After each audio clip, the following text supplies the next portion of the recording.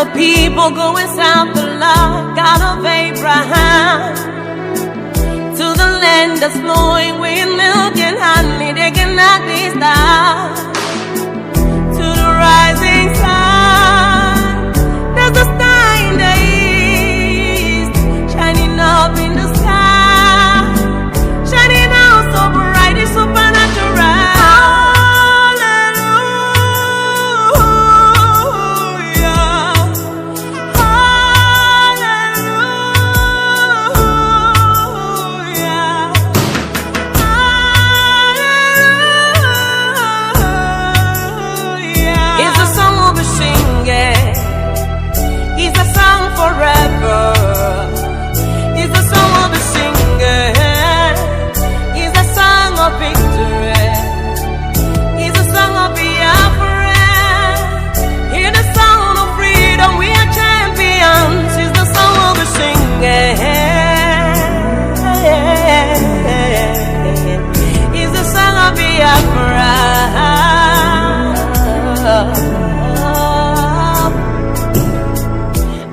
Be stopped. I am a bulldozer. I carry the sling of David. I'm a lion king. A lion must fall down. Jericho walls must crumble. To the rising sun, there's a star in the east, shining up in the sky, shining up so bright, it's supernatural.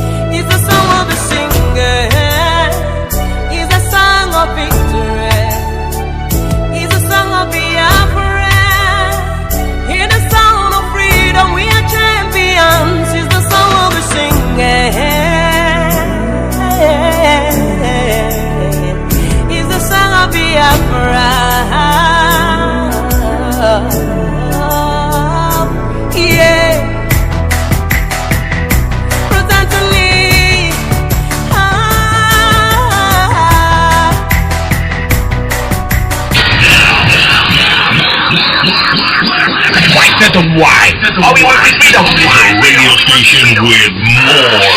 You're listening to the radio station. You're listening to this is Radio Biafra. We are not like other people, because as I once reminded you before we came, there was nobody like us. Now that we are here, they pretend, they copy, they emulate, they fabricate falsehood. But they can never be like us. Long after we are gone, they will wish we lived forever. IPOB is very special. Exceptionally special. The largest mass movement in the whole world bar none. And we did it because Chukwokika Biama is with us. We did it because Chukwokika Biama created IPOB himself. And we are here to pilot its affairs. We will not prevaricate. We will not stop. We will not slumber until Biafra is fully restored to its former glory. Anybody in doubt as to our resilience and our determination to restore Biafra is not only mistaken, not only misguided, but needs to see a psychiatrist. Because we are not stopping. I am a Nnamdi Kanu and I don't stop until I get what I want.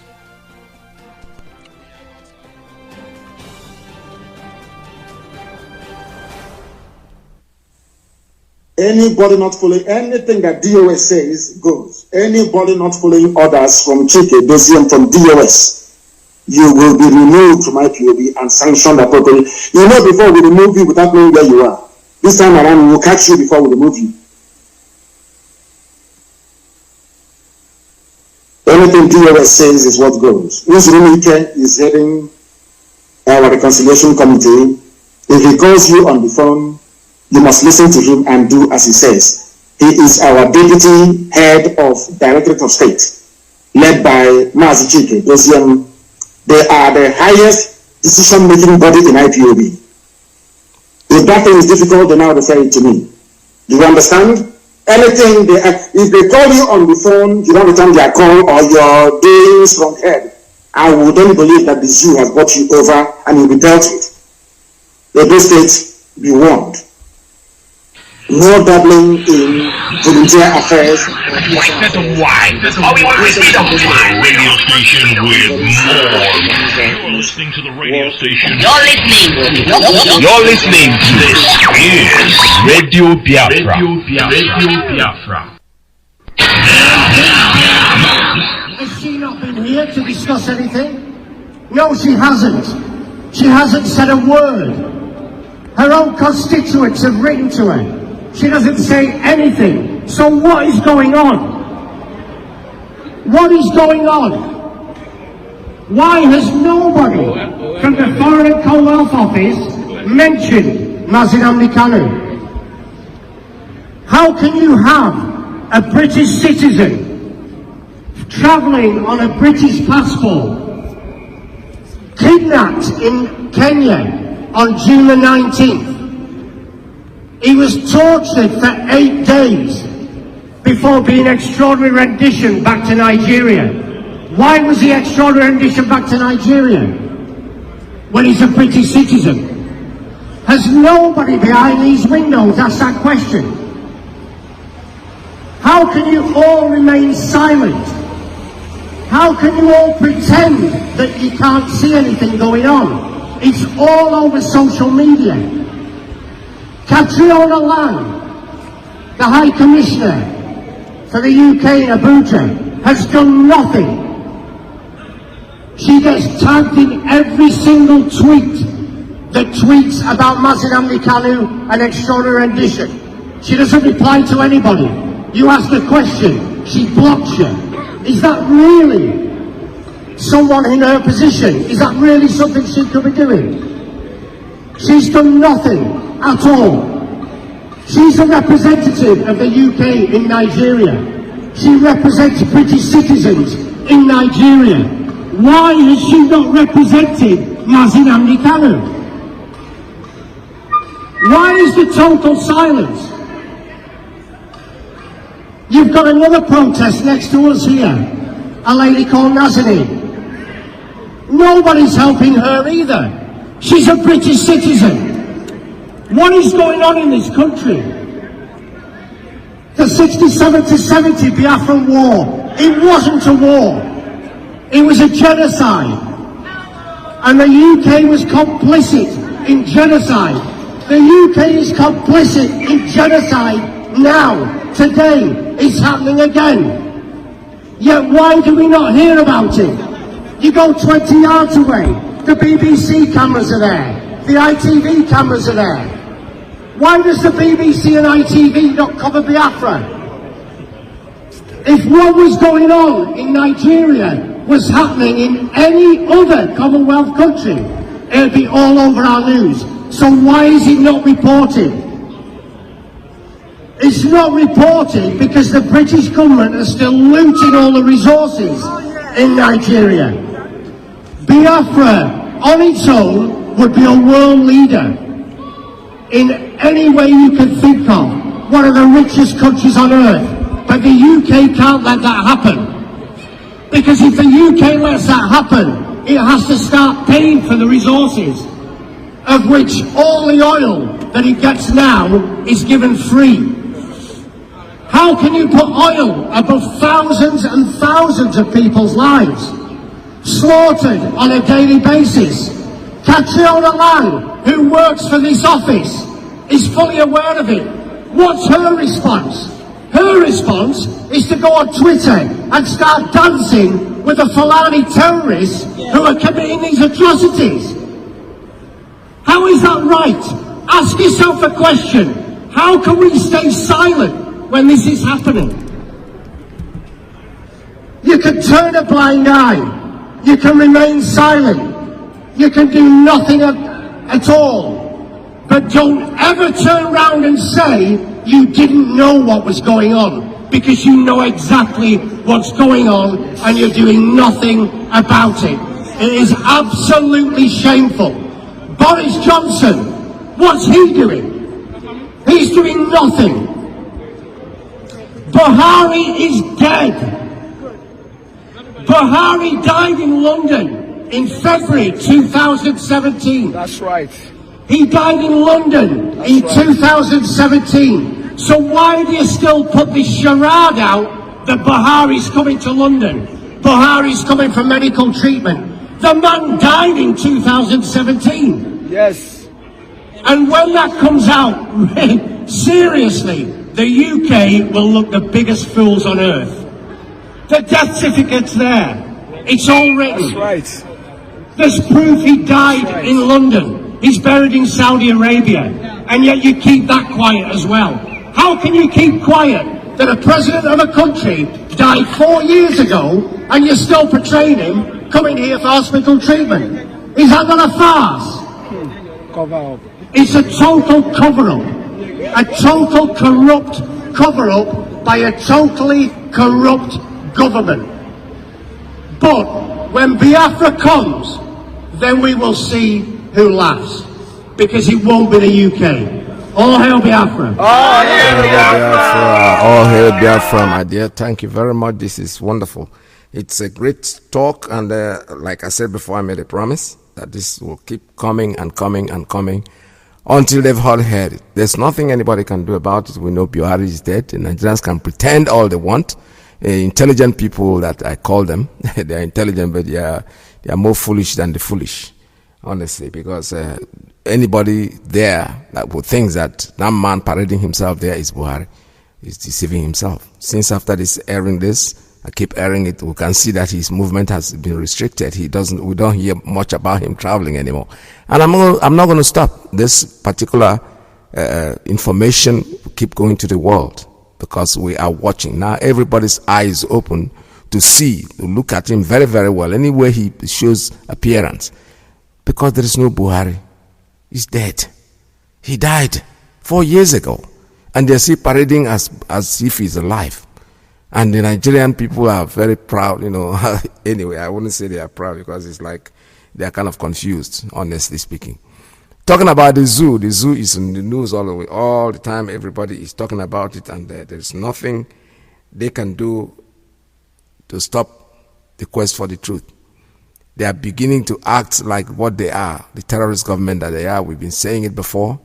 Now they're beginning to listen. And I wouldn't say they're beginning to listen. Now the world is beginning to watch. Because if you don't call their attention to certain things, they don't.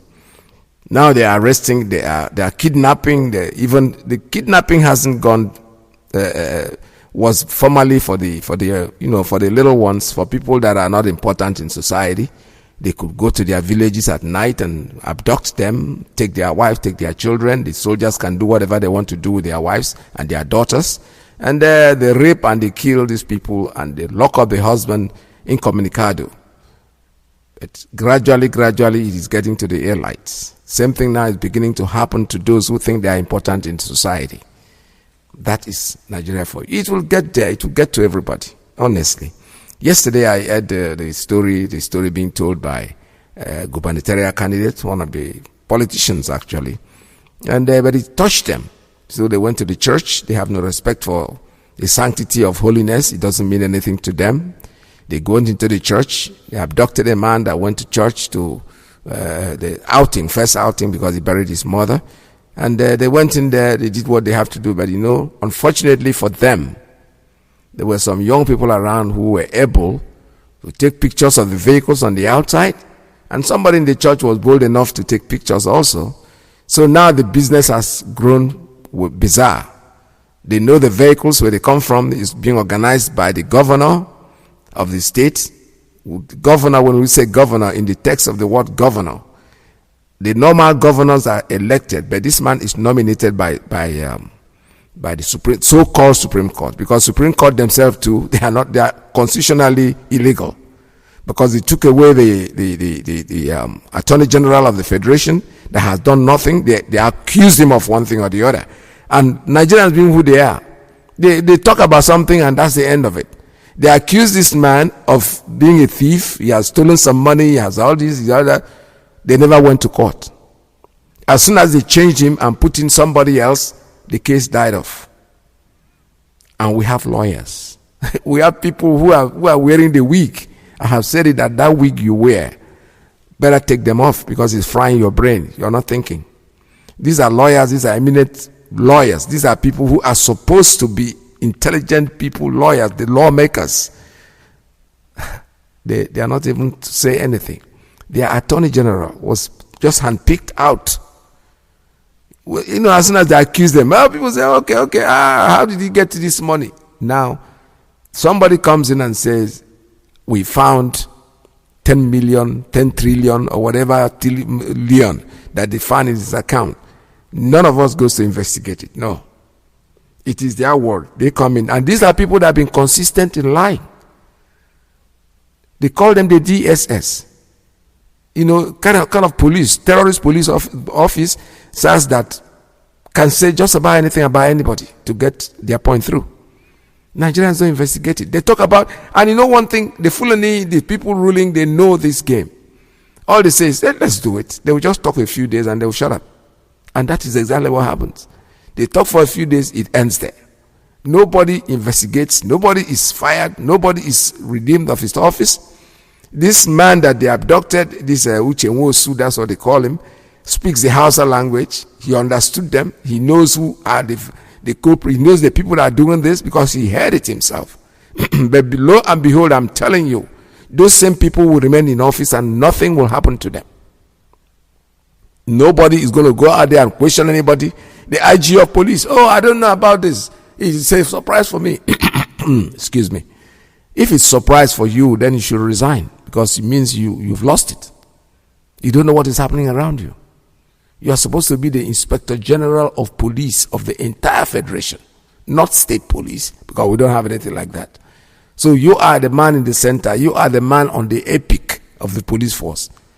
The mountain, when you draw it out, the top of it, that's where you are.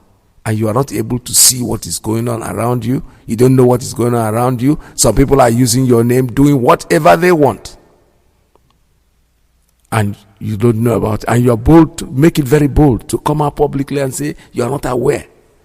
So what are you doing there? Why should you remain there? We are still waiting. This radio station, Radio Biafra, will never stop talking about it, to keep it in the mind of the Nigerian people, because that's what they need. They need constant waking up. They need that alarm clock to be blowing every second, because they tend to forget things immediately it happens. They talk about it and that is the end of it. The man came back after they abducted him. He came back and they were having siren welcome. The siren was blowing that he's welcome. Welcome back from where? From his kidnappers, from people that try to kill him. And that is the end of it. When it happens to Peter, it's going to happen to Paul. When it happens to Paul, it's going to happen to Sylvester Okechukwu. Everybody will be taking it one by one, because it's coming to all of you. Our leader, MAZI Nnamdi Kanu, was renditioned. They went to Kenya. They kidnapped him. This is not like hoodlums kidnapping. No. The SGF, or what they call him, of Nigeria, even said to himself that he does not know that extraordinary rendition is a crime. This man is supposed to be a senior advocate of Nigeria. He doesn't know that. I'm not a lawyer. I believe me sincerely, I'm not anywhere near being a lawyer, but at least common sense will tell you that extraordinary rendition is a crime. You don't do it. That's why they have extradition orders. They have to go to court, go do all that. Do what they have to do to take somebody out. But you wake up, go into a foreign land, take somebody who is not from Nigeria, because the man already told you he's not a Nigerian. He has said it, he has renounced it publicly. Not the first time that we are hearing that. He's not a Nigerian. You took him from a foreign country, rather than send him back to the country where he comes from, because he has a particular passport that is carrying the British passport. All you did was bring him into Nigeria. Not bringing him in is not that you brought him officially. No. They are very good in hiring private jets. There are people out there who are very ill that can't go to the hospital because they don't have money. They have the means of transport. But as soon as they want to commit a crime, private jet comes in. He was taken on a private jet and brought into Nigeria. Smuggled into Nigeria. Not going through customs. Do you call this a country? Is this a place that any sane person want to belong? Think about it, guys. I want you to sit down, close your eyes and think. Just go deep down into your mind and ask yourself this question. Do I really belong to this place called Nigeria? That is not a country. It's just a gang of hooligans that got themselves together, and by the same British, because it was a British man, probably half drunk or fully drunk, that came in and put these people together and called them nigger area. That's where the black people live, the nigger, that's what they call us. That's the area where they live, and that brought in the name so-called Nigeria. That is not going to service, not going to help anybody. Everybody knows about it. Everybody's talking about it. Ghanaians are talking about it. Africans are talking about it, because these people, Nigeria is a curse. Honestly, it is still a pure curse, and we know that very, very much. I tell you, the worst in African continent is West Africa. But Ghana is trying gradually. That is why every Ghanaian must hold on to the peace that God has given you in this nation. Nigeria is a worst nation. I am saying it because I know what I'm saying. When you appoint a leader that is dull, everybody in that nation will look as if they are dull. But Nigerians are brilliant people. In all the university in America, Nigeria, they are top notch. But their leader, they are dull. Yeah, just compensation. You say something, you have to compensate us. We agree. There's no doubt about it. And these are all basically Biafrans. Because when they call Nigeria, you think it's everybody there is no. Besides the south, the north is completely different. They are not interested in what anybody is doing. All they are interested in is their cow and killing, and that's it. So when they say Nigerians are brilliant outside, we're talking about south. Exclusive, that's Biafra and the Uduas, the Yorubas. These are the only people. But you know something, when you mix a bad, I don't know how to describe it. If you get something that is very, very sour soup, and you cook the fresh new soup, and you mix two of them together, all of them get soured. That's the way. The north is like a soured soup. The fresh soup is from the south. And when you still want to mix them, and the truth is that these people are not even helping themselves. They know that they cannot do something, and they're grabbing at it. Their ideas are different, entirely different. Why are we together, for God's sake? They know this, they realize this, and that's exactly why they will not let Biafra go. But whether they like it or they don't like it, Biafra will eventually go. It's a matter of time. You can delay, you can hold the hands of the time, but you cannot stop it from moving, because when you leave if you hold the clock in your house, you just stop it from moving, other clocks are moving. Any day you leave that clock, it will go back, it will go and match up with what the other people are doing. So just delaying the hands of time does not necessarily mean that you have succeeded. Yesterday I was previewed, I was listening to Facebook. I just met one of the bloggers, one of the video people, and I was listening. And I heard so many things that made me say, this is Biafra. We are going to be very successful in what we're doing.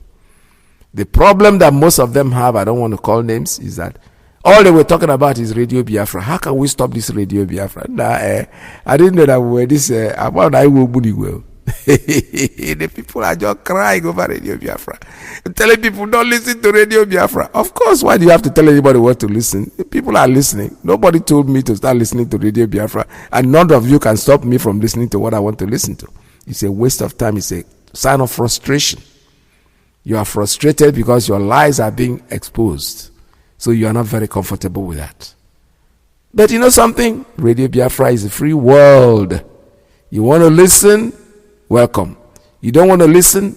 Welcome. You are all, it's your thing.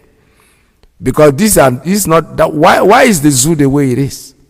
Because people tell you what to do. Why did the government from the beginning of time take control of the radio stations, take control of television stations? But you know something? The media, things have changed. I remember one prophet, the televangelist, he said something about Nigeria. He was on radio, NTA, Nigerian Television Authority, was preaching and performing some miracles and things, and the government didn't go well with the government, because the other churches are now complaining, why would you let this man? So they made a law, you can never have a miracle or whatever on TV. But you see, the truth is, when you stopped the man from doing what he was doing, he went out there. Many countries wanted him to come and do it in their place. And he went to South Africa, set up a TV station that we are watching in the zoo. The transmitter is not in the zoo, but it's somewhere else. Just the same thing they're accusing Nnamdi Kanu, who is broadcasting from London to Nigeria. It's not a question of broadcasting, is that if you want to listen to him, you tune the radio and listen.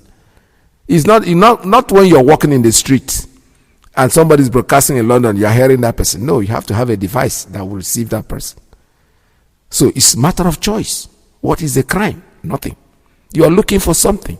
So when over the years they were covering this NTA, NBC, they held it so hard, they covered it up, but eventually the mistake, they just gave license out to people to start having their own private thing. And eventually, even those private things, they were still trying to control them.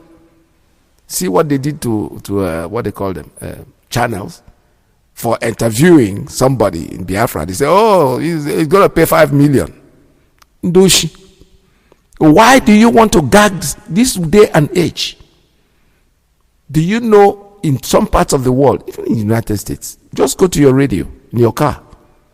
Try to tune the radio. You see so many stations. You are traveling, the stations are changing. As soon as you get to, there's no time that there's nobody on the radio.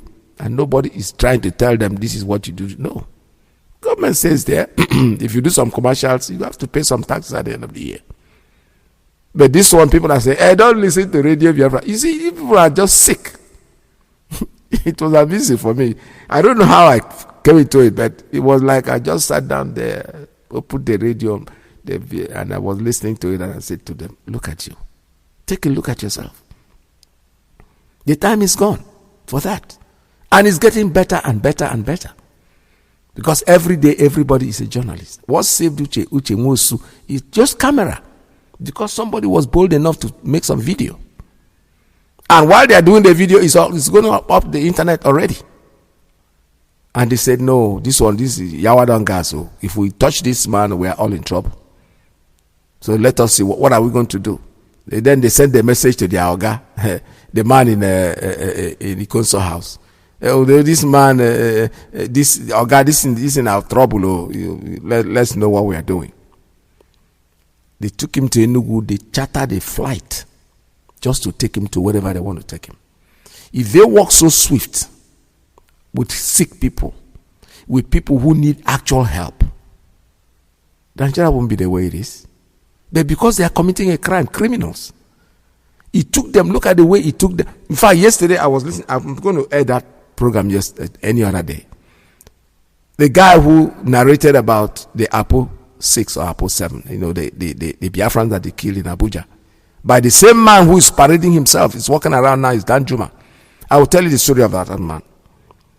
But let me continue what I'm saying before I get in there, because that program I'm going to run it very, very clearly. In fact, somebody gave a super narrative, super narrative about the event, the incident that happened in Abuja, that they killed those kids, and the man who killed them, Dan Juma is his name. He's still parading himself. I have a late friend who was one of the top police officers. He told me the story of that guy. He's related to Atiku Abubakar. Oh yes, and don't forget that this investigation was done when Obasanjo was in power and Atiku Abubakar was his deputy. That same man was decorated. When they give them promotion, they decorate them. He was decorated in Aso Rock. He is walking around today alive after killing. And Nigerians tend to, the normal way, they hide under everything. So Nigeria is not a country. It's just a configuration of animals, bunch of people put together by the British, and they will never let go. Let's listen to this, because I think I have something here that I want to use to portray exactly what I'm talking about. I was actually harassed yesterday and kidnapped, basically, by the men of the Nigerian police here in Abuja. This car actually just double crossed us with so much speed, and they jumped out with guns. Immediately they jumped out, and immediately they said, "Hey, you, calm down." That was me. So I came down. They told my brother, "Calm down, who are you?" They started asking like a lot of questions. "Who are you? What do you do?" and all of that. Come. Before I know what happened, they paid off the Bolts guy, and they told us to get into their car. There were 5. They were all fully equipped, with guns and like tasers. So they said, "You are members of Ipob." I said, "No, we are not. This is my younger brother, and I came to Abuja." I said, "When did you come to Abuja?" I said, "I came to Abuja last week." "Why did you come to Abuja?" I said, "I came to spend the holiday here." And they basically just, pushed us into the car and told me to lap my brother, or my brother to lap me. It was very uncomfortable because I'm very claustrophobic.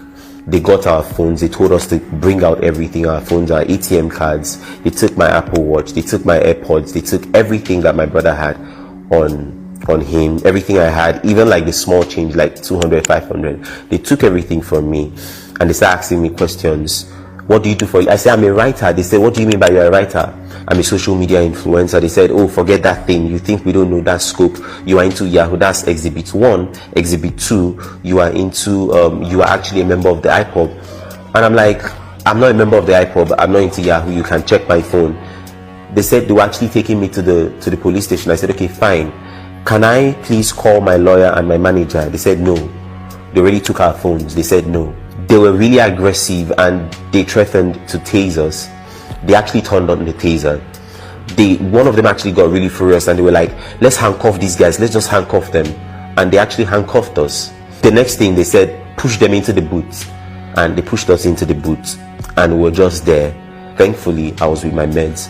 One of them said, "No, you're not going to take the medication. You want to take suicide pills, right? But we'll still take your dead body to the government." That was what he said.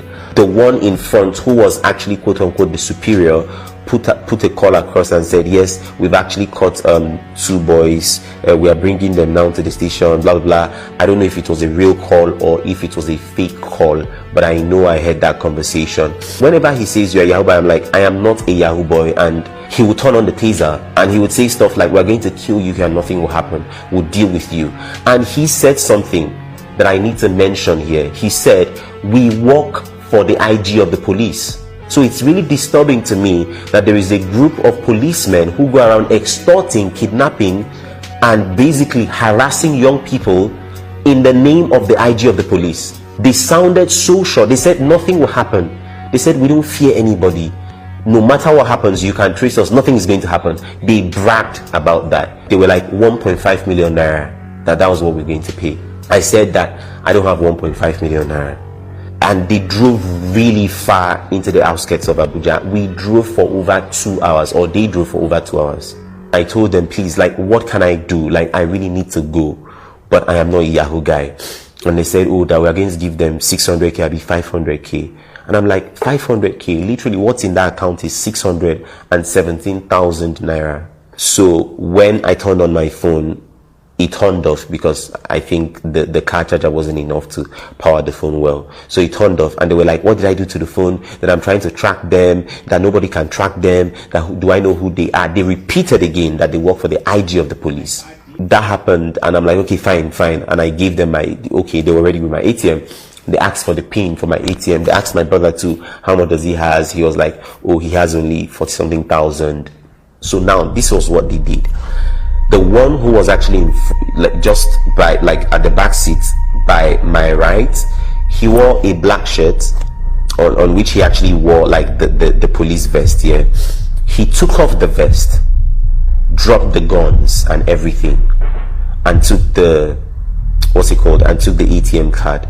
The next thing was I saw a debit alert because the phone later came on, so I saw a debit alert.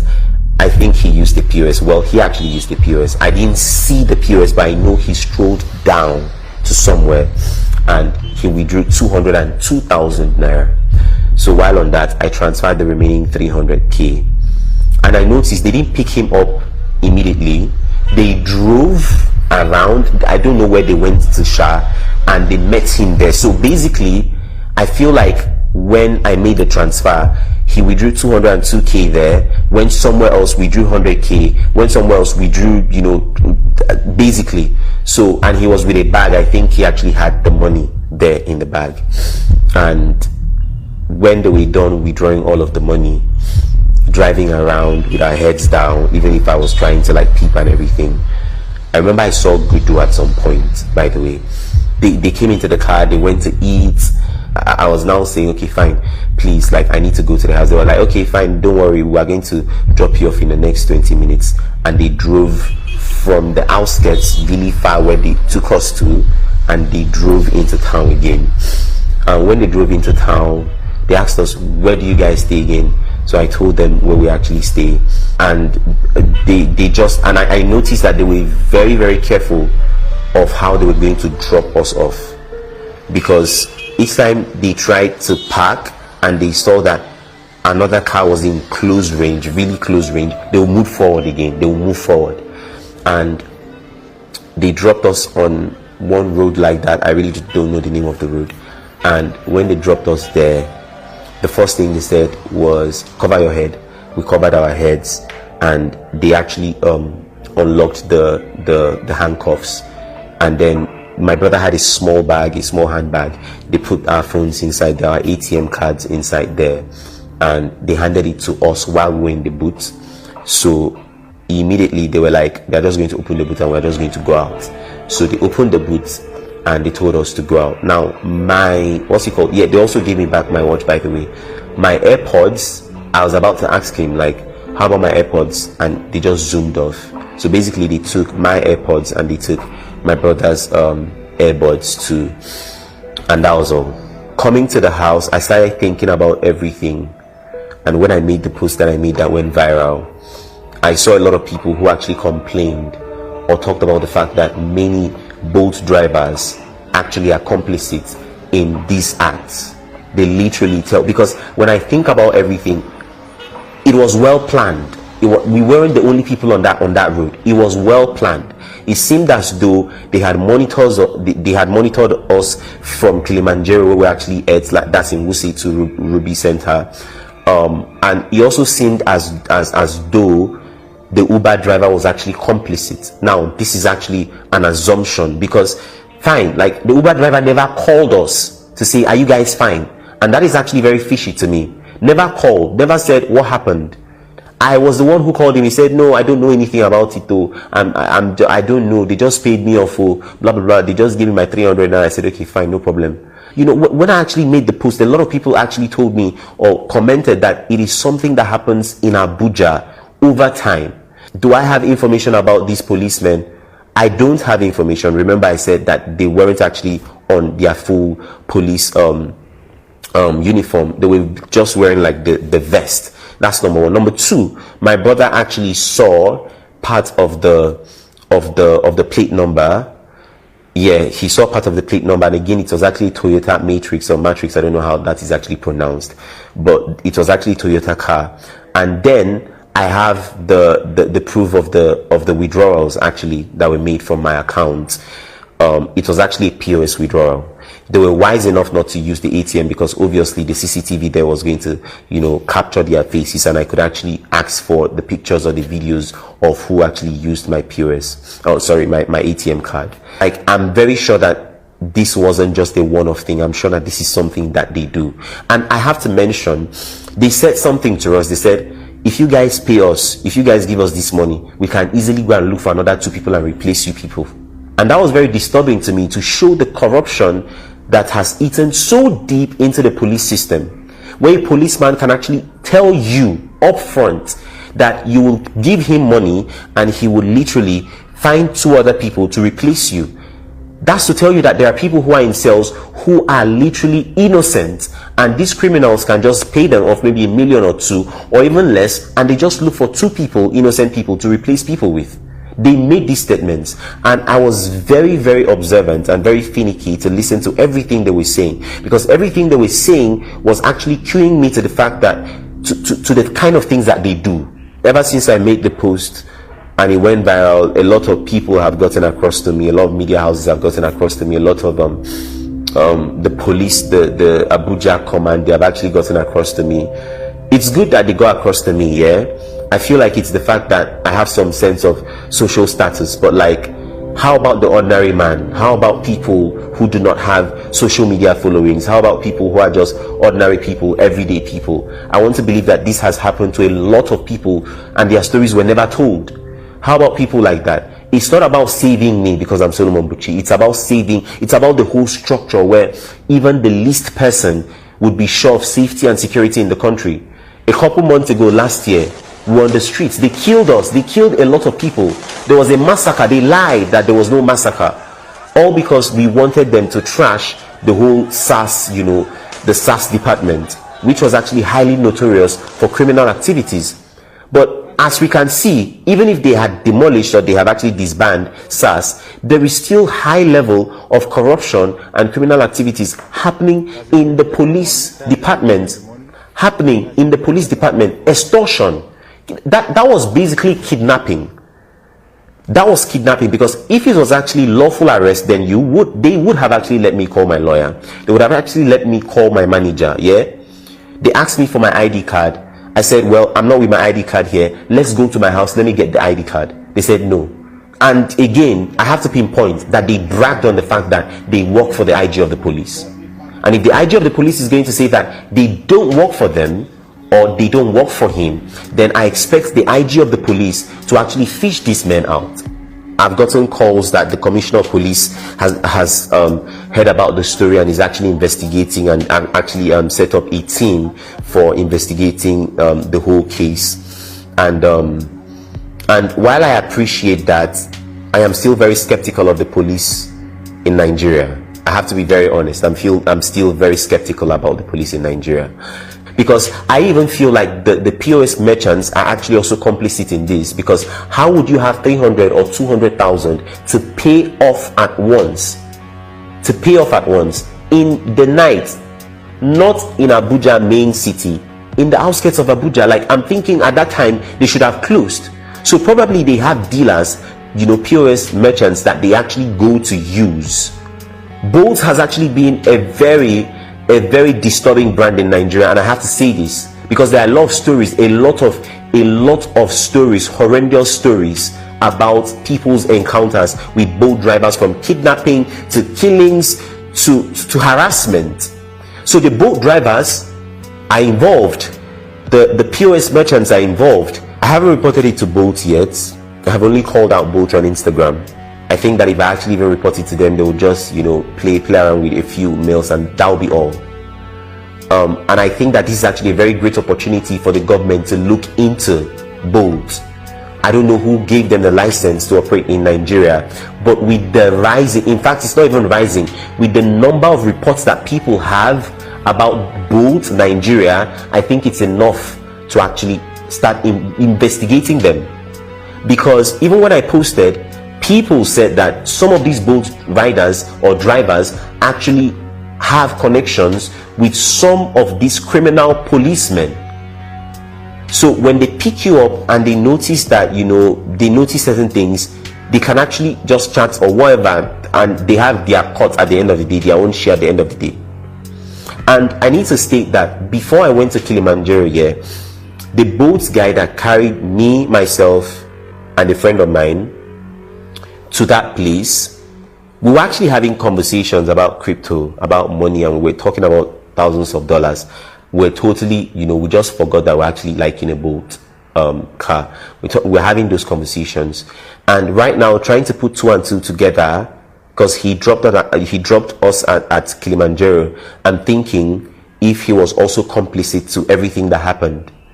If maybe he said, okay, you know, there was a set of guys that actually carried, and they were talking about, you know, this and all of that. I really do not know. My dad called me and was crying today. Was like, is that how I was going to lose you and your younger brother? And that really touched me. And that's basically why I decided that I was actually going to oblige to media houses and talk about the story, because I think that the government need to know what's happening in Nigeria, and especially in the federal capital city. Yeah. All right. The story is the unending story for Nigeria, I'm telling you the truth. When they're saying it like it's like a movie script, no, it is not. It's a reality. Why do you need to be with these people? It's just a joke. These are policemen, legalized robbers. Legalized. We say armed robbers are criminals. No, these are legalized armed robbers. They have the time in the world to do whatever they thinking want to do. They take you to an ATM, they take your money. And one thing you see, the way this guy is telling this story right now, a typical Nigerian would just listen to all he goes is, now wow, and that's it. Yes, it's over. He made it very clear that these people said, we are working for the IG of police. And it ends with now wow. Now we have heard it, we are going to investigate. How can you investigate? You are a criminal, you are a thief. The people are working for you, for God's sake. How can you investigate it? Investigate what? Who investigates the police in Nigeria? Who does? This is part of the ills. I am going to be talking about this the whole of this week. Anytime, any given opportunity that I'm here, I will speak about this. This is a new year. We are not interested in what they do in Nigeria, but it's affecting us. It's affecting us as individuals, as Biafrans.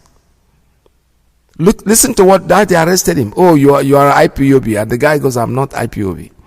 Oh, okay, you are Yahoo boy. It's funny. And when they are involving Uber drivers, cab drivers, it's serious. It is more serious than you can imagine. They have all the time in the world to do this. Nobody ever pulled them over to say, hey, why are you doing? No. The young man told the story very well. He told it exactly the way it is, and that is the question I'm asking you this morning. Why do you want to remain with these people? We are here trying to get ourselves out of this mess. And there are people within us, not even the people who are trying to get, turning against of the moles in our midst. What do you guys really want? What do you really want? I asked this question. Somebody, like I told you, I was listening yesterday, said, he made me an emissary. Nnamdi Kanu made me an emissary. And an emissary means that I can go to anywhere and, take money on his behalf. This is where their mind is going, for God's sake. I just said that. I turned off the radio. Said, no, I'm not going to be listening to this crap. He made me an emissary. And you know what emissary means? I'm quoting him. It means that I can go to anybody and get money on his behalf. All they're thinking about is crookedness. May God forgive all of you. I'm telling you honestly, because it's just disgusting and very, very, I don't know what else to tell you. Things happen in Nigeria that sounds like a movie script. The guy is telling his story, real story, from the horse's mouth. He is the victim, the person involved in this. He's not telling a story that somebody told him or something that is written in the book for him. No, he wasn't reading from any script. Because it happened to him, he doesn't need a script. He needs to say it the way it is, and that's the way he's saying it. And as you hear it now wow, that is the end of the story. They commit crime. The IG of police have been mentioned by this guy, that this people said, made it very clear to him that you can't trace us. Wherever you go, we are working for the IG of police. Let you know. This could be a lie. Yes. It could be true also. There are two ways. It's two sides of the same coin. It could be the negative side or the other side. Head or tail. So you can't just tell me that you just processed. No. Uchenwosu was kidnapped. Let me go back there. Now they're telling the story now as if it's going to last forever. No. The kids that were killed in Abuja, they called it APU, whatever. For God's sake, that thing lasted for 12 years. 12 years to do an investigation and come. And whom did they convict? The poor ones. I will bring that story up next week, or tomorrow or next, if I'm able to sit down here. Because I need you to listen to this story. It's very interesting. It's funny, but I wouldn't say interesting. It is disgusting, actually. Quite disgusting, because you ask yourself, God, what happened? Why? When did we bargain for me to come out of this place? I never bargained for this. And you think it's going to change? Nobody. The only way we can go about it is that we change it ourselves. The war we are doing, Biafra, that we are talking about, is what will bring us sanity. Because otherwise, we cannot live in the midst of these mad people. Because I call them mad. They are absolutely, completely mad. They are like a habo in the zoo. So what we are saying is that we are asking the question which I kept asking. God, why are we with these people? What brought us together? What happened? What sinned? You know, when they say that there's heaven and hell, I always think that everything is right here on earth. I'm telling you honestly. Everything is right here on earth. The heaven is here, the hell is here. Because I don't think there's any other hell that somebody will go to when you pass on from this place called Nigeria. They walk out of this planet. Some people will say, oh, it happens in other places. No, it does happen, but you see something. Everything happens everywhere, but there are consequences in some places, and there's some places there are no consequences. You just do it. You go to the bank with somebody's ATM, and you go there, withdraw the money, you take the money out, or POS. I don't know the one they call POS. I don't know. I don't live there, so I have no idea what it is. They go there, they take their money, take them in a vehicle, drive them off the city.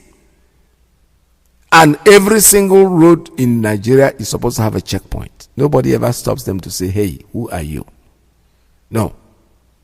But when they see innocent people that are going their business, they stop them.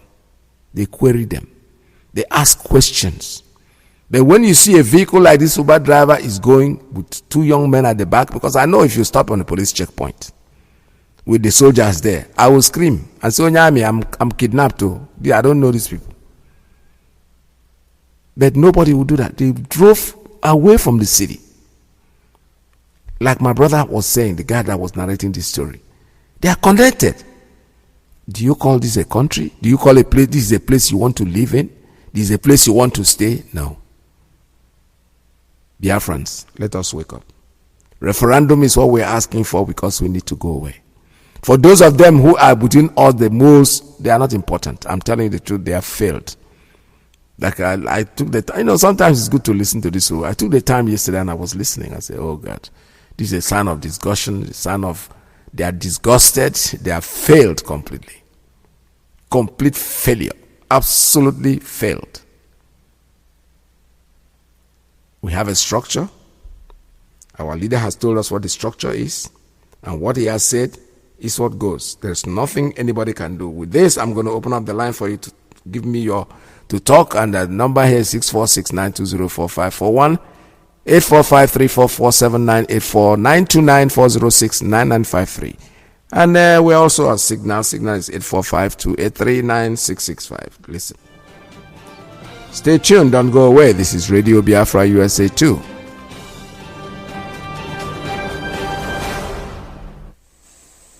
Anybody not following anything that DOS says goes. Anybody not following orders from Chike, Dosium, from DOS, you will be removed from IPOB and sanctioned appropriately. You know, before we remove you without knowing where you are. This time around, we will catch you before we remove you. Anything DOS says is what goes. Who's MAZI IYKE? They call me the prince, I don't come again, you know. And the tones the big one. Oh, promise not the success. And the microphone. You don't tell when we fight for this freedom. You don't tell when we fight for this freedom. All we need is the referendum. All we need is the referendum. All we need is the referendum. All we need is the referendum. All we need is the referendum. Tell me what to do, tell me what you do, tell me what you see, tell me what you see, tell me what you know.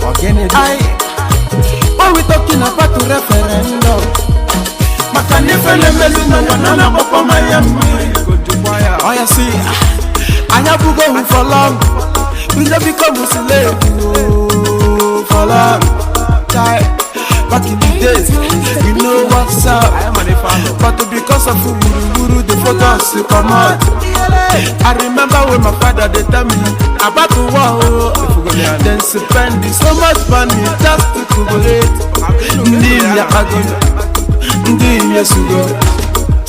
Success in one way, a typically go man. You don't tell when we fight for this freedom. You don't tell when we fight for this freedom. All we need is the referendum. All we need is the referendum. All we need is the referendum. All we need is the referendum. All we need is the referendum. Oh, yeah. You don't tell me to fight for this freedom. To walk it up on my iron. Come rescue your children. Even if I can't say one never make we don't mind all these politicians. No mind never just come around. No promise us heaven and earth. You no go see anything after the election. No election in Biafra land. We go sit at home daddy. Make you no forget it's the prince of success you at your Panamazo. Nnamdi Kanu, Chukuga gozi ringi. Biafra de motherland, Chukuga gozi rimuno.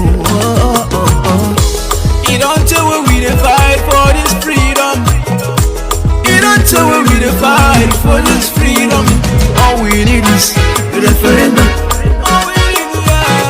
All right, I have a call coming in on straight line. Good morning. Tell us your name and where you're calling from. Happy New Year. MAZI, good afternoon from here. There we go.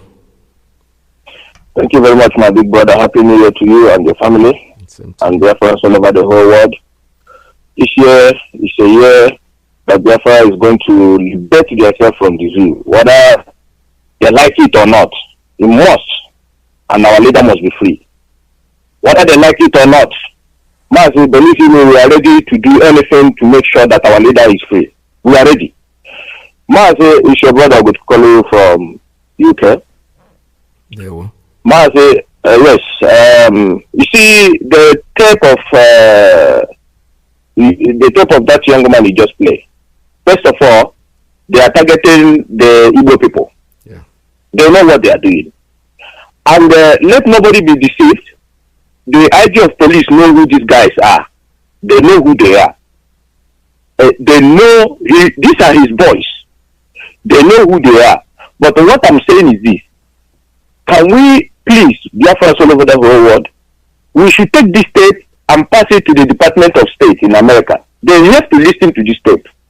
They have to know. You know, MAZI, while we are saying all these things, we shouldn't forget that the zoo government lied to the whole world about that genocide. They lie against Ojukwu, our entire general, may he so rest in peace. They lie against that man, an innocent man who went to Abori to secure Nigeria himself so that everybody will be at peace. They went to Abori with Gowon, Jack Gowon. He's a young man, you know, thinking that he has arrived. He's Alpha and Omega. He's Jack Gowon. They are praising him, pushing him, go and kill, and he's jumping up and down. And now what is happening now? Gowon cannot speak. Look at where he comes from. His people cannot even come out. His people cannot even sleep with their two eyes closed. Is he not a shameful thing? Including T.Y. Danjuma. They can talk. MAZI, the main purpose of me calling is that tape is very important for we to make sure that we pass it to the whole government of the world. Yes. Believe me, what they are doing is to target Igbo people in Abuja. That was their aim, is to see if those guys has no money in their account, they will kill them and dump them alongside of the road. Yes. So I applaud him and I salute him for his courage to come out Because not everybody that have that courage to come out and say and you know and table these things for the whole world to listen. And now, when he said to them, the IPOB members, they know that our people in Abuja doing their business. They know that you know saying are you an IPOB member is just a cover up. They are targeting our people. Simple as ABCD. And they are the Fulani. You see this Fulani government that came to kill our people. Nothing more else they are doing is to kill our people, and we are going to resist them. We are going to resist them with everything, with the last blood in our veins. We are going to resist them, and they know this. Mazi, you know the reason why they want to kidnap Okorocha's son. I want to make Biafrans understand something. Okorocha's son-in-law. You see, they know that Okorocha made it clear there. Okorocha is not coming back to governor again. He's not going to contest for governor again. The only person that is going to contest, if there is Nigeria again, is his son-in-law. What Uzodinma did was to try to kill the guy because he knows that he is the only one that is going to, whatever Uzodinma do to Okorocha today and his family. He knows that Okorocha is not coming back, and Okorocha himself knows that he's not going to be the president of Nigeria to fight to tackle Uzodinma. So what Uzodinma did was to try to kill his son-in-law because he knows that his son-in-law is the only person that is going to retaliate. He knows that his son-in-law is the only person that is going to contest for governorship again. So the best thing is to eliminate him so that he won't have anybody that is going to stand whatever he do to them. That is all. We know all these things, but Mazi, I am telling Nigeria that you see Nnamdi Kanu they are holding. Even the Western world know that it's a time bomb and it's ticking. Mazi, but the people say that they are emissary. These are a bunch of criminals who come to social media to make noise to think that our leader to recommend them. When our leader just praise somebody that is doing well, you will see them coming to our this hello platform to be making noise, to be, showing Biafrans that they know how to talk, but you don't know that these are criminals. Yeah, the guy himself, he's a criminal. He knows this. Mazi, thank you for giving me this opportunity. All right, thank you so much. All right, this is Radio Biafra. We're taking calls 646-920-4541. I have one coming on WhatsApp. Let's take this one. Caller on WhatsApp. Good morning.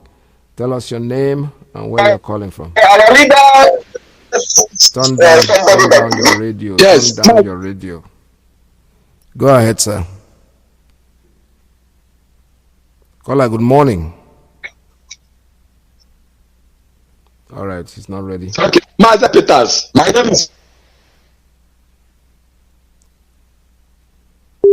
Can you hear me very well, sir? I can hear you. Go ahead. It's all right. I can hear you now. I can hear you, sir. Okay, sir. MAZI PETERS, you don't go Kikabi Abaderegi. Go ahead, sir. We're listening. We're waiting. Okay, sir. Okay, sir. I can hear you very well, sir. We don't go Kikabi Abaderegi. That my brother that just finished class. That then Nnamdi Kanu is a time bomb. Take him very seriously. Before the whole world. We are not joking. We are Biafrans. We are going here. MAZI PETERS. There's a word you made this year last word, and I say, why did Chukwu Kikabiama join us with these Talibans? Look at what they are doing to us. Chukwu Kikabiama joined us with them because we abandoned him. That is the consequences of abandoning your own way of life. We are Biafrans, and they know who we are. That we are the ancient, and we worship only one God, Chukwu Kikabiama, the God that created the heaven and earth. They brought their religion, brought everything about. Then Chike Gozemu, Chukwu Kikabiama Gozemu, Eshbo Dede, Mahape Biagaoga, Kakam Zozene, Onezilibo Simzeng, Chukwu Kikabiama Simzeng, that Biafrans all over the world. Mande die PETERS. Where be King Ide Toya, Imecha broadcast, Gego Makonga Kaishina, Yeni Lahane Maya, what don't go so? Oh, Chukwu Kikabiama Zemez, I want to hear. I'm working to I've never seen. Okay, I'm from Umo province, Biafra land. I'm calling up from above province, Biafra land. Or Boston. It's a challenge. Let United Nations come and kill us and take our land. Wait, if the option, if you are violent, then I put us so you fight it that time now, 1967. This time you are seeing it again. We will tell the world that we are more than mad. Dara, Biafrans, First King chapter 10. First King chapter 10, from verse 1 to end. Yana, the same First Kings chapter 11, from verse 1 to end. When Chukwuka blessed Solomon finish, go and see his end. He abandoned the creator that blessed him, and the consequences is to make sure that his kingdom is teared into pieces. You are joking with have we spray bullet dead like PETERS? Have we sprayed any bullet? But say Fulani, oh, Fulani things say they can keep our leader, they can kill our leader. Look at Fulani. But before no Fulani race will exist on this planet Earth. If that date 17 and 18 is the date they have decided to leave our leader, before that date they will leave our leader by force. They never change 10. Ndahara. Then let's take a dozen to go Mark chapter 13, from verse 1 to end. Yana Galatians chapter 5, from verse 1 to end. Then let's take a dozen. Nobody knows the day, the hour. Even Jesus Christ said it in their own time. Then they say we will sleep in Nigeria and wake up in Biafra. Why she dead like PETERS? Galatians, that's what I would do. Galatians chapter 5. And then you preach in Uba. Give Peter. Get from religion in the China guy. That's why Jesus Christ, the name of Jesus. Get that Mike Peter. Pack one pack and go. You know, take a colon and land. Then I think a dozen.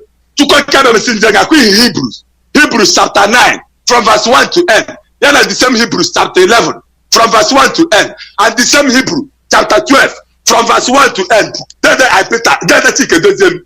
We are going back to worship our God of heaven and earth. Shekinah, and our eyes is fixed on our leader. Then Nnamdi Kanu, our own Jesus Christ. Then I think a dozen.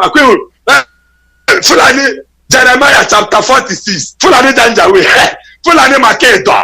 Jeremiah chapter 46. Fulani, you see this Nigeria. Our leader said, he has only two things, two agenda. To make sure that Biafra is restored, and to make sure that this Nigeria that in case even you people don't know, you Fulani not know say now our leader know na savior. Una no.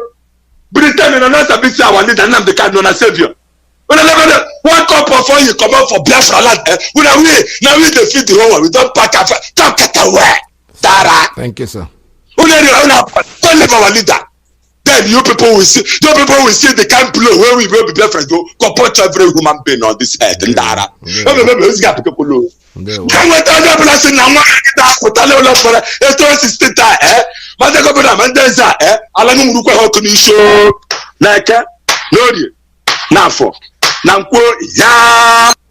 All right, thank you very much. This is Radio Biafra USA 2. We're still taking calls at 646-920-4541, 845-344-7984,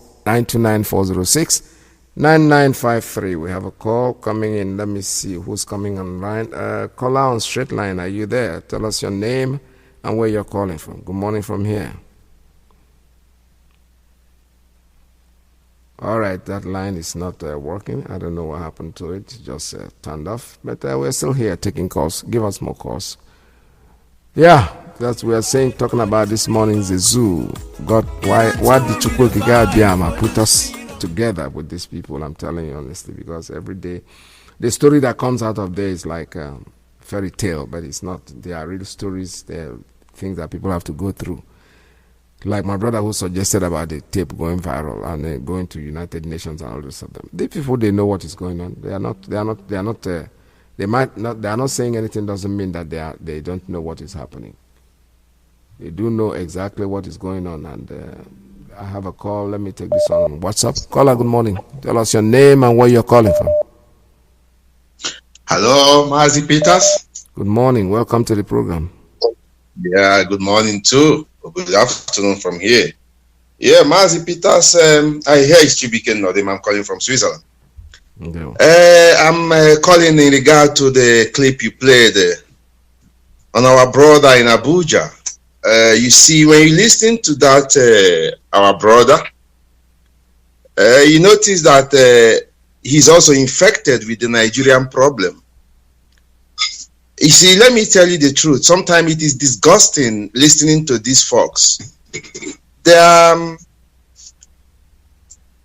They don't understand the environment they are. They don't feed the environment they are. They don't see the reality within them. So when things like this happen, you might be wondering if this person speaking is coming from America or, wherever. But these people live there. And this has been happening, because, they live so outlandish. They believe they are,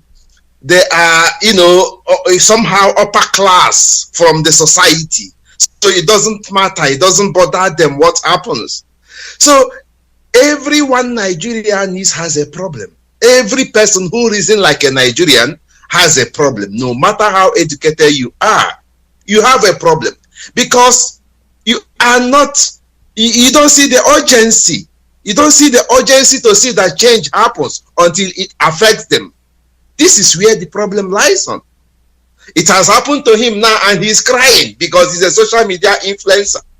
But these stories happens every day. Every damn day. He pretends that he's not aware. You spoke earlier about the Abuja 5 that they killed over 20 years ago. All these stories are there in the public. All the killing, the police brutalities are there in the public. And they come and they speak their flowery English, pretending they are something else, while they are all bunch of morons and idiots. You see, MAZI PETERS. Yes. The only person I respect in that part of the world are IPOB members. Our volunteers, ESN personnel. These are the only people who understand their environment and doing something to change it. I look at a day ago, I was watching television, Facebook, Adoration Center in on the where Ebube Monso was presiding. And within 18 minutes of a Facebook live video, within 18 minutes, there were 3,000 people watching. The stadium was filled up. So I became sad. I see men and women raising up their hands, crying and praying. I was like, so all these teachings, all these years haven't gotten to these people, or are they just hopeless that they cannot stand at a position? Mazi, we have a very big problem. We have big problem that if Biafra doesn't come, I don't know how we turn to Alamajiri. I'm wondering, how could in 18 minutes 3,000 people has already queued in to watch something as useless as that? How are these people now praying that 2022 will be better? Is there any new policy by the government? Has Anambra governor came up and brought out some some policies that will make this year better? Is there anything like that? Has there been companies that are commissioned? Are there new construction companies that takes young people at work? Are there vocational schools? All these things that can change your life, are they there? So the hands that they are raising now, praying, how will the help come from? MAZI PETERS, I don't want to shout, but there is something wrong with our people. And as I said, I respect only IPOBs because they are the ones who are fighting to make it change. Thank you so much, MAZI, and happy, wonderful New Year. Thank you. Thank you. Have a wonderful New Year, my brother. All right, this is Radio Biafra USA too. Your thoughts are right, and so we have to keep talking and see if they can. Because most of them, like I said before, the chicken has come home to roast. They are feeling it. It doesn't happen to them. If it doesn't happen to somebody, then he will not be able to understand what we're saying. But it's always good to happen to them too, because there are many of us who are lucky. We didn't wait for us to have the experience, personal experience, before we started queuing to listening to Nnamdi Kanu and realizing that here comes somebody who has come to save us. And we didn't need conviction. That is why we don't even need conviction to get out. That's the difficulty a lot of them are having. A lot of people out there who are talking against what we are doing. They're trying to see if it can help them. Well, the people that they will get out are the same people that came like they came. That's the point. I had made it very clear. I've said it before. Now me alone waka come. And when I say me alone waka come, I'm trying to quote our lady, Mrs. Jonathan, and who said that she alone asking the question. So now you alone waka come. Now me alone waka come. So when I waka go, now me alone go waka go. I'm not going there because somebody has want me to go. No. Caller, good morning. Tell us your name. Caller on private line. Tell us your name and where you're calling from. Yeah, MAZI IYKE PETERS.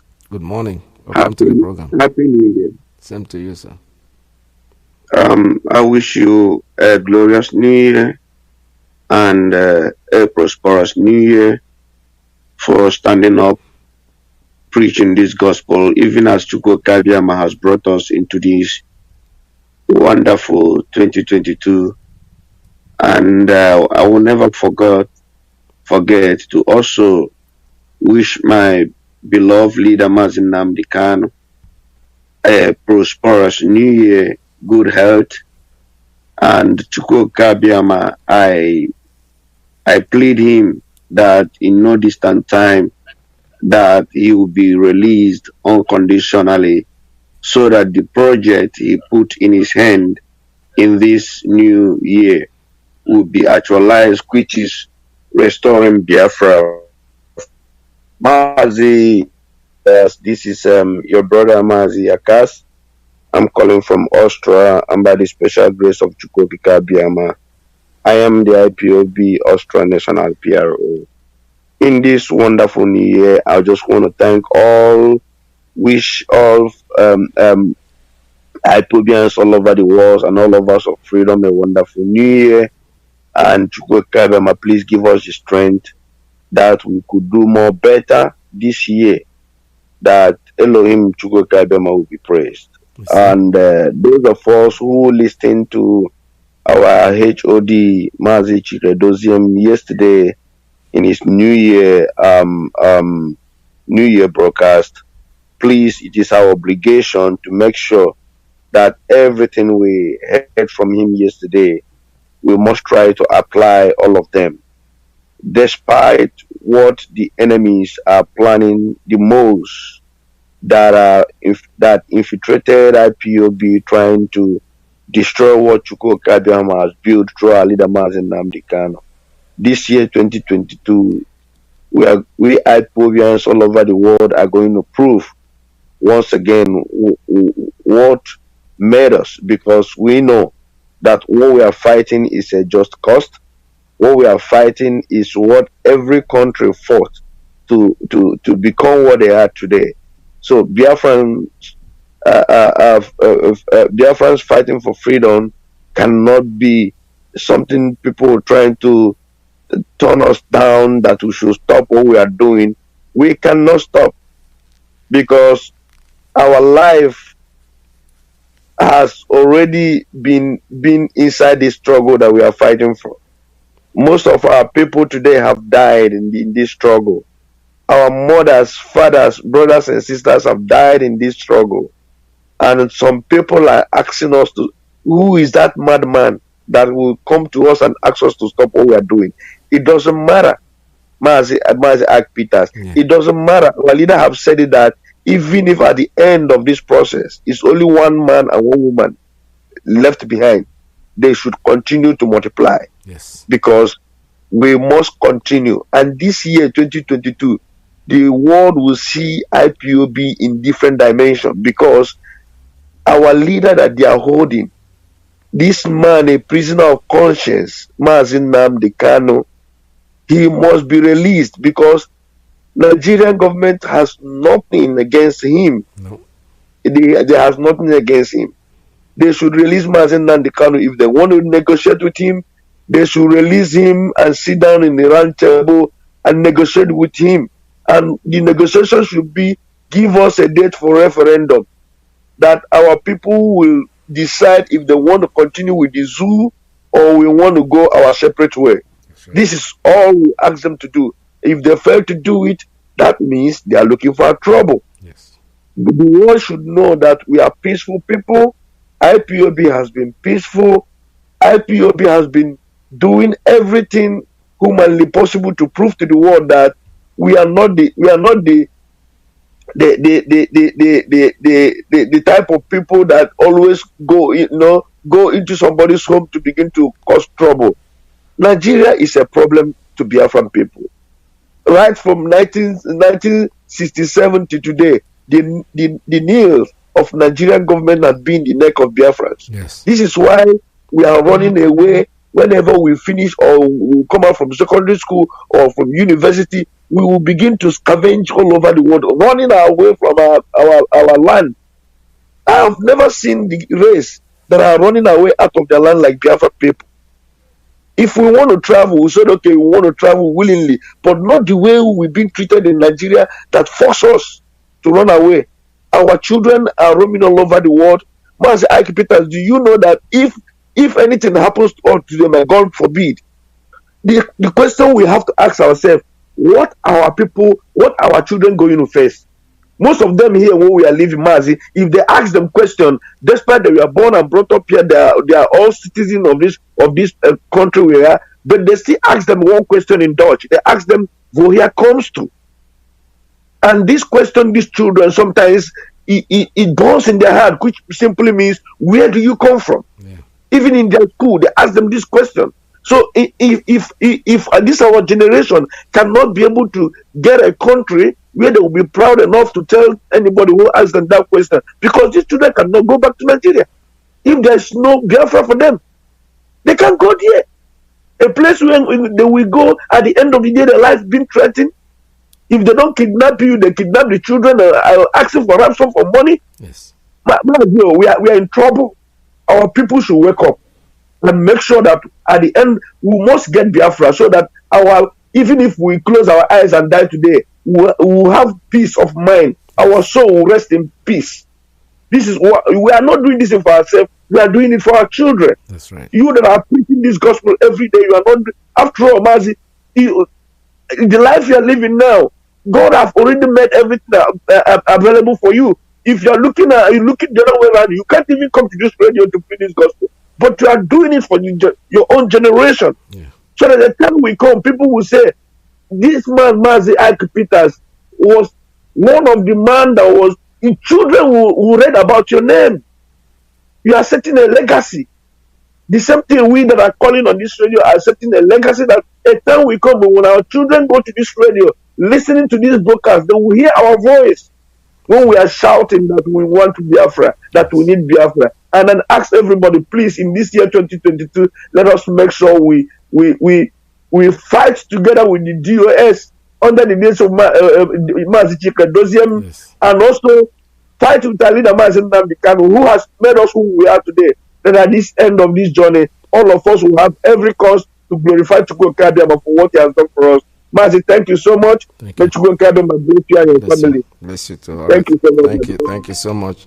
Thank you very much. This is Radio Biafra USA too. We're still here, and thank God most of our children also are really beginning to feel what we are feeling as their fathers, as their mothers, as their aunties. They know that what we are doing is the right thing, and there's nothing. One of my daughters, number 4, I used to name them by number. She went to spend her Christmas in Biafra land, and she's giving me back reports, and we're talking like basically every day. She chose to do that for herself. She's a fashion designer. She's got money, so she can travel to the world wherever she wants to go.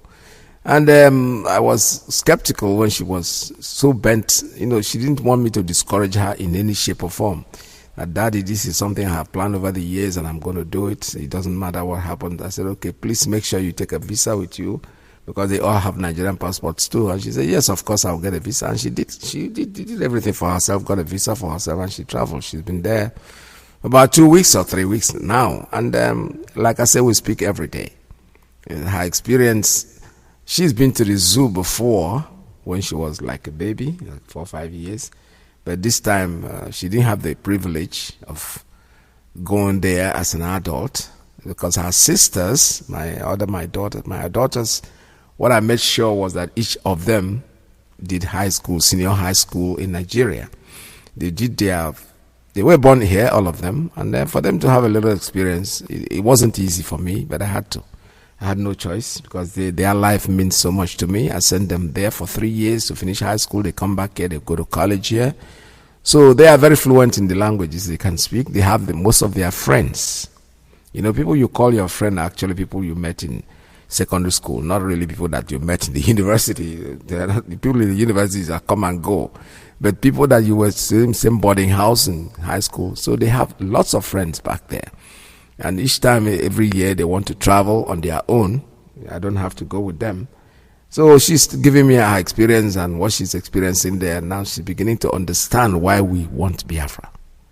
Believe me sincerely. She's the one that brought it up herself and said, Daddy, now I see why you're talking on radio every day.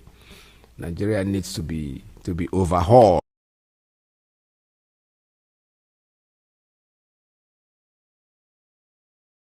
That's the language she used. I said, well, you can't overhaul it. What you overhaul is something that has a structure. But this thing that you're calling the zoo has no structure at all. So you need to just demolish it and start all over. I have a call coming in on WhatsApp. Caller, good morning. Tell us your name and where you're calling from. Yeah, Mazi, good afternoon. Happy New Year, sir. Welcome to the program. Yeah, Mazi IYKE, good afternoon. Happy New Year. And all your families. Happy New Year. My name is Paul, calling from Gabon, Mazi.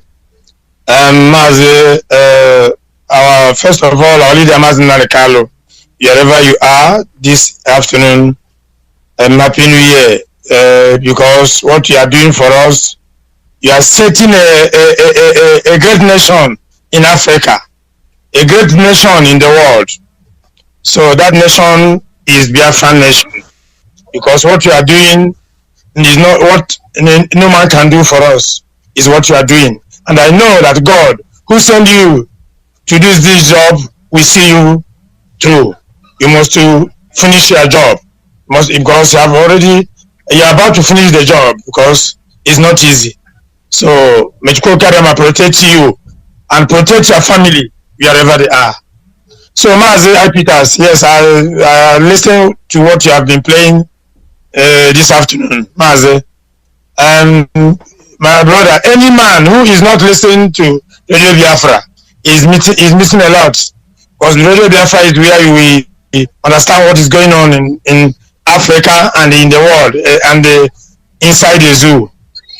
So now this afternoon, I want to tell all Biafrans to rise up to their expectation, because Biafra, you cannot miss to restore Biafran nation, because what we need is Biafra. If you see what is happening around the zoo, you will know that the zoo has gone.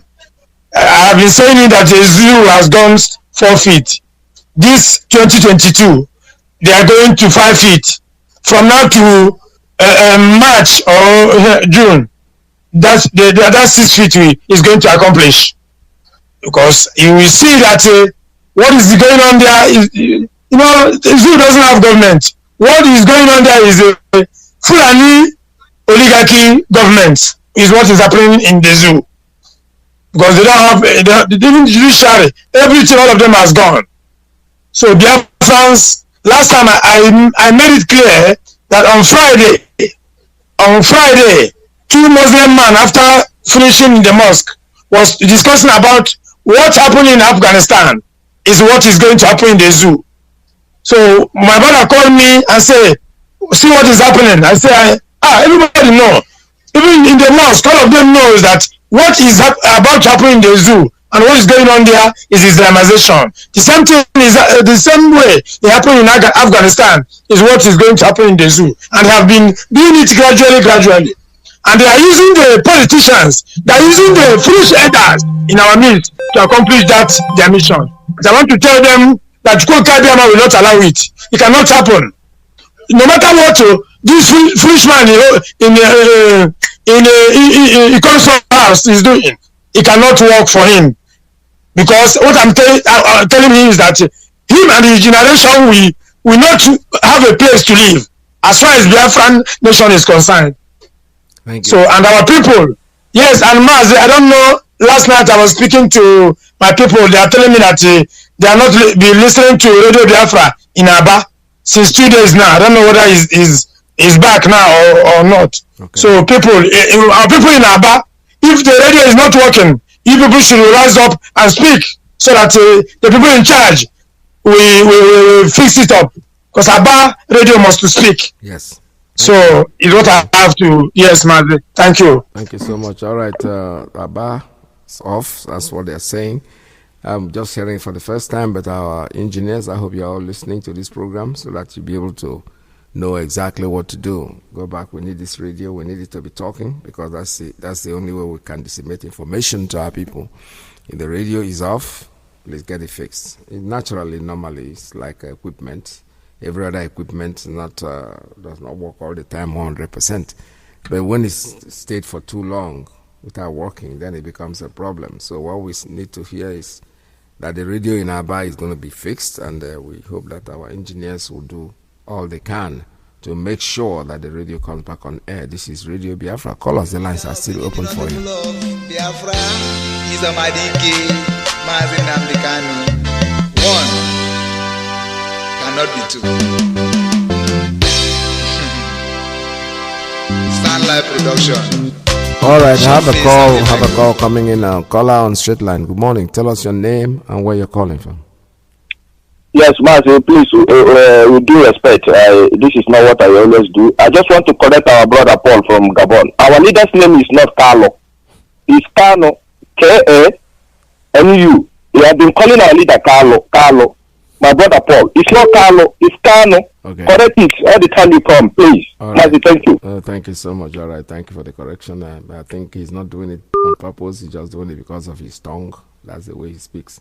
Yeah, there's some people, Anambra, lo. And, the Anambra man, the new man, lo, and they go to school. They take R for L, but it's the tongue. It doesn't matter. It does not really important. We know he's Kanu, and Kanu remains Kanu, regardless of what. I know why you're not very happy that he's being called Carlo, because the crook that calls himself Ojus or Carlo is trying to use that to deceive them, to deceive the gullible, to deceive the Fulani. Oh, this is my brother. He's not your brother. You are Carlo, he is Kanu. They are two different things. The meaning might be the same, but at least he is not from your area. If you're there, you answer K-A-L-U, he is K-A-N-U. And it's not the same thing. All right, I have a call. Let me take this one. Caller on straight line. Good morning. Tell us your name and where you're calling from. Yeah, good afternoon from here, MAZI IYKE. This is your brother, MAZI IYKE.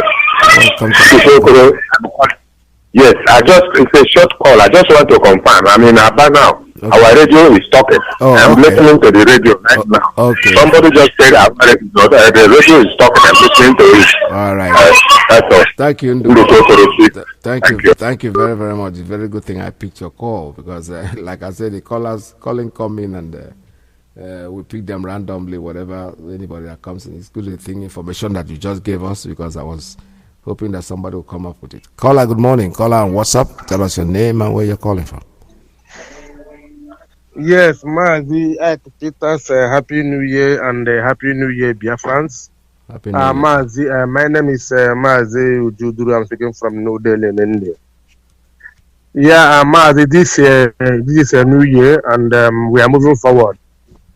Nobody should try to distract us. All these are distraction people. In our church yesterday, there's after the church, that's one of the fruits. When I am there in that fruit, some of the unwrapped the seed are falling. They are falling. Some are falling. 1, 2, 3. I say, this is how those people who is not wrapped to follow IPOB. Because within 2 months now, the remaining one they will wrap and will go and take it, mango, eat it. But anyone who is not correct will fall. So those people who are falling away, they are unwrapped seed. Yeah. We don't want to know them. We don't need them because they are not for us. Man, if you have any orange in your house, any fruit in your house, you will see when they are beginning to get a normal fruit, some will fall apart. But at a time, many will be wrapped. You go and take it and it becomes food. So this is a right movement. Any bad one, any bad egg must fall. Yes. Fall out and go his way. We go our way. We didn't call them to join. If we didn't call them to join, anyone who don't want to follow us, go your own way. We are IPOB. We are fighting for freedom of our people. We are not fighting for money, not for position, but we are fighting like Mandela, and we are fighting like others who get their freedom, and that one will not be last. We must complete what we started. Our leader is in DSS concerned in Nigeria. We are making moves. The IPOB leaders, don't be distracted. Work inner, work outside. Make sure in every appointment you commit early. Make sure anything we are doing, don't look back. In any time to march, anytime to donate money, speak out. We are here to make sure we get what we need. There is no freedom fighter. The government of the day will not plus some people to come and decide what we are doing, but it depends on the leaders. Don't look back and don't let any fake news. March ahead. This is 2022. We stand with the DOS, we stand with MAZI Nnamdi. We are not fearing. Biafra must be free, whether devil like it or not. Yes. We don't want to know anybody on the road, even if we are moving train. No distraction. We are not looking for anybody. We don't look all this video. Our leaders say anything they know here in the Biafra is fake. So what are we saying? Before our leader was adopted, he has preached everything. If you don't follow what is our leader preaching, you want to get a high BP, go and get a high BP. Anything you know here in the Biafra is fake. Yes. All hail Biafra. All hail Biafra. Thank you very much, Dewo. All right, this is Radio Biafra USA 2. We're still taking calls from 646-920-4541, 845-344-7984, 929-406-9953. I'll take a very, very, very, very short break, and I'll be right back with you. Stay tuned. Biafra is a MAZI IYKE, MAZI Nnamdi. One cannot be two. Live production. Show face on the microphone. Shalom Israel. Shalom Muchineke. We are getting there. It's a matter of time. Shalom. Bosom. You know me say I go say my right for you, Nigeria. Bosom. You know me say I don't know myself again. Yeah. The love I have for Biafra has taken over my heart. It's burning like fire. Biafra is my heart desire. I want her like Messiah. Nnamdi Kanu is Messiah. My love, oh.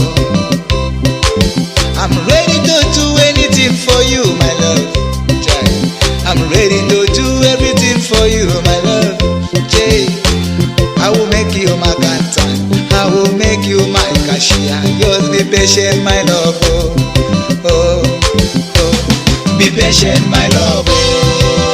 Be patient, my dear. Be patient, never relent. Oh. Just remain resolute. Oh. Biafra they come. Oh. I want to go full. Oh. I go package for you. Yeah. I go manage again. Be patient. All right, I'm back again. Showface. Showface is the musician's name, right?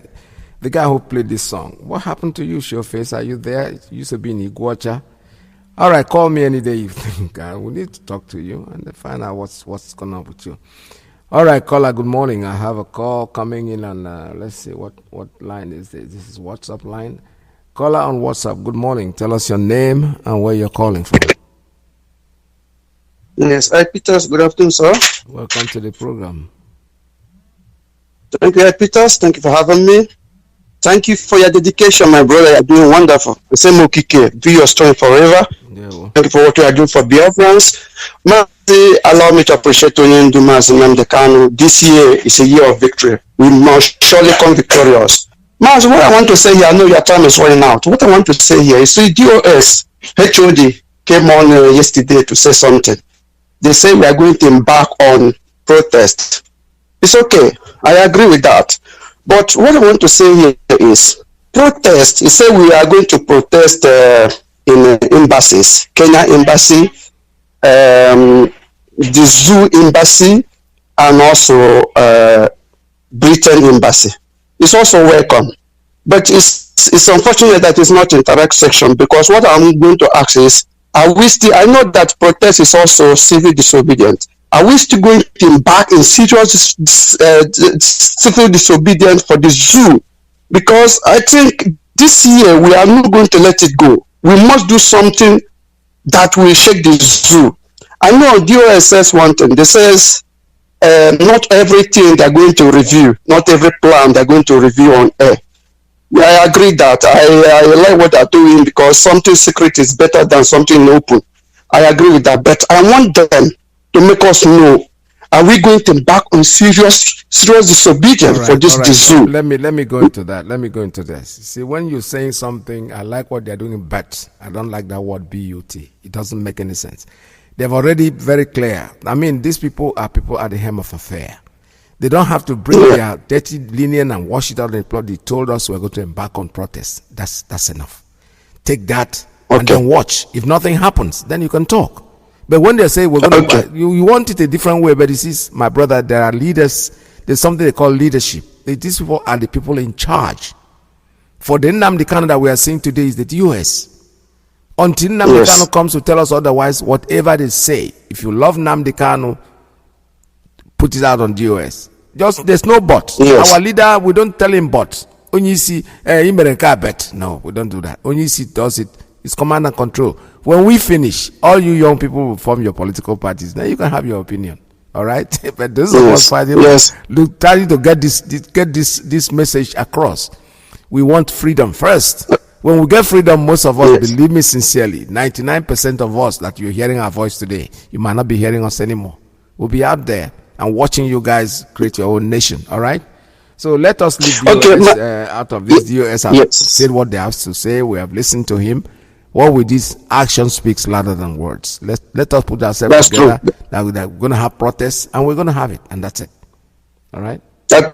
Yeah. Thank you for calling me to order, Mazi. Peters, I like as your advice is taken. Thank you so much. And Mazi, I want to say something again.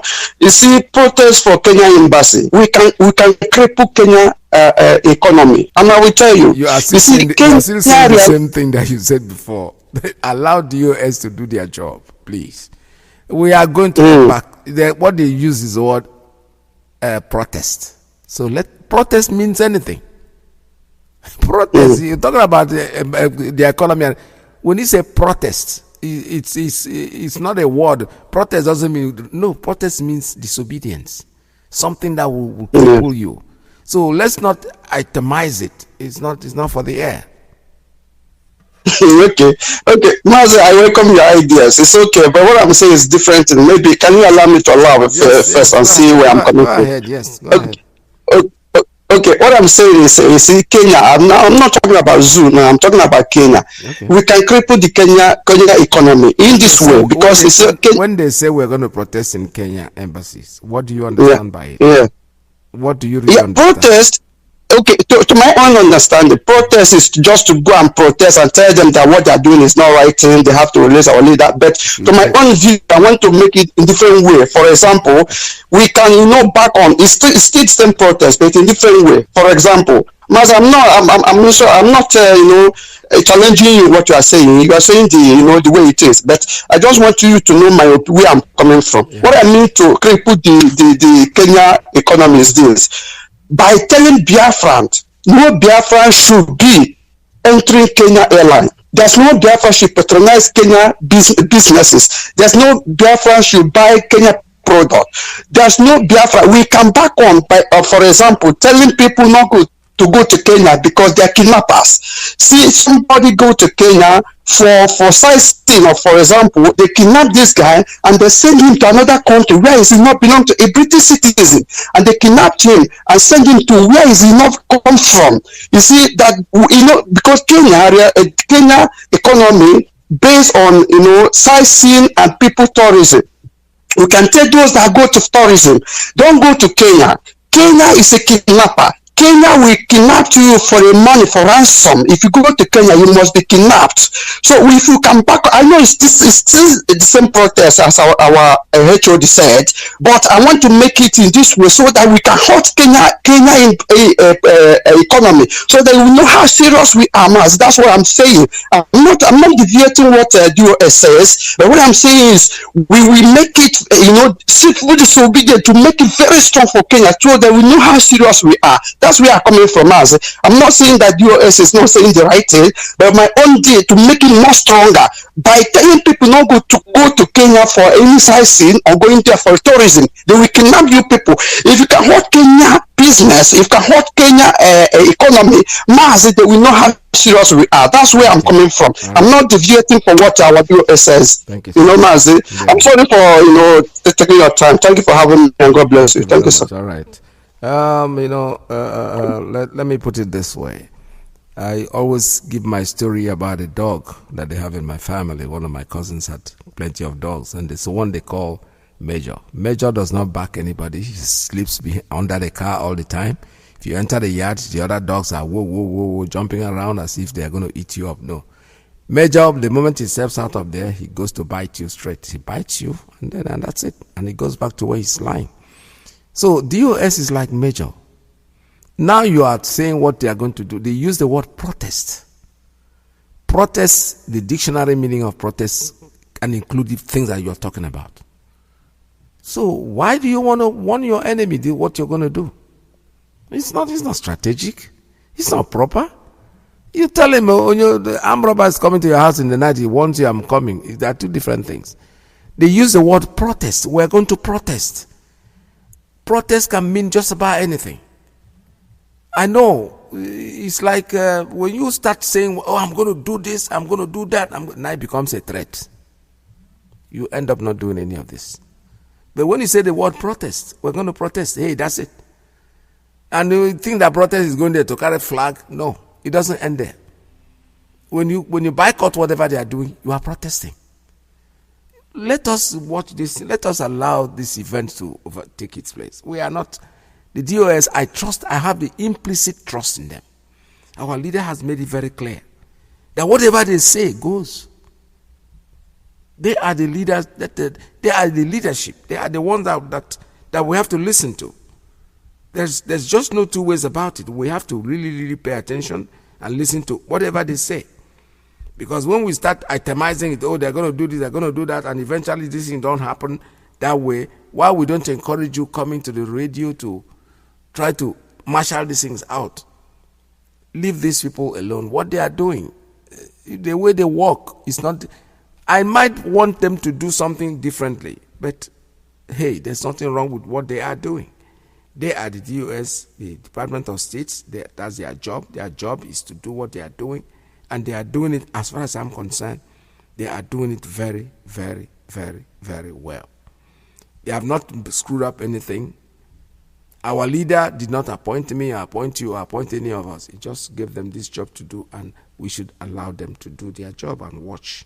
When they say protest, it doesn't mean that boycott. If you don't eat something that somebody, don't fly their airline, you don't do all that, is protest. So itemizing it one by one, I don't think it becomes a threat. They're threatening them if they don't do this is what we're going to do. No, we'll say we're going to protest. We don't have to tell them what we're going to do in the protest. That's the point.